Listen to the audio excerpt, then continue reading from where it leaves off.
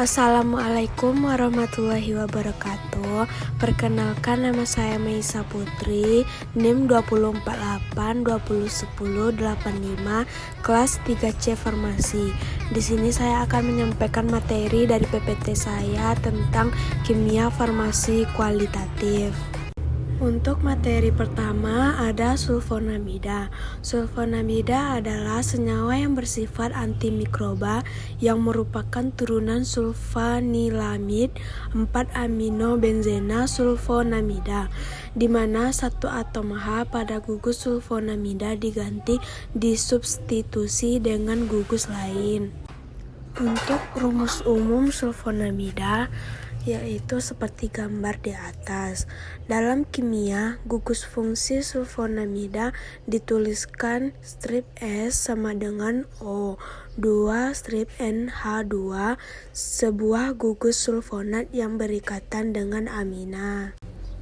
Reaksi umum identifikasi sulfonamida.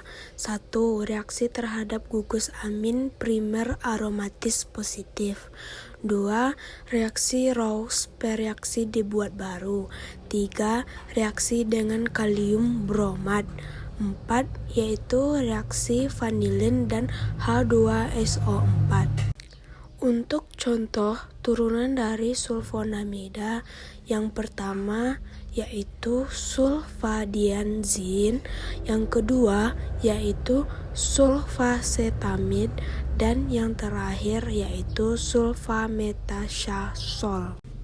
Untuk pemberian, serbuk putih atau kekuningan, tidak berbau, mula-mula tidak berasa, kemudian agak manis, dan kelarutannya sendiri tidak larut dalam air, eter, dan CaCl3, larut dalam 20 bagian etanol, 5 bagian aseton, larut dalam asam mineral, dan larutan alkali hidroksida. Materi yang kedua yaitu antihistamin.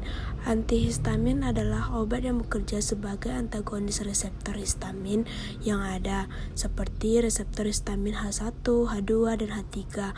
Antagonis reseptor H1 menghambat efek histamin di pembuluh darah, bronkus, otot polos.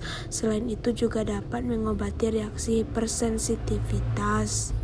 Berikut ini struktur dari golongan antihistamin bisa dilihat dalam PPT ini. Sifat umum dari antihistamin umumnya berupa serbuk putih, tidak berbau, rasa pahit.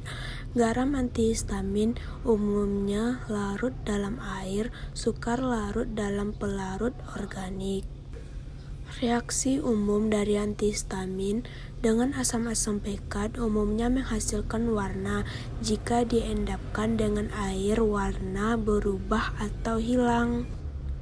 Identifikasi antihistamin. 1. Reaksi Marquis akan menghasilkan warna biru abu-abu. 2. Reaksi Froude akan menghasilkan warna biru terang. 3. Reaksi Mendelin akan menghasilkan warna biru terang. Reaksi Mendelin akan menghasilkan warna biru terang. 4. Reaksi Vitali akan menghasilkan warna hijau kuning. Untuk identifikasi reaksi kristal, larutan HgCl2 jarum-jarum roset akan berubah menjadi larutan KCN roset. Untuk materi yang ketiga yaitu barbiturat.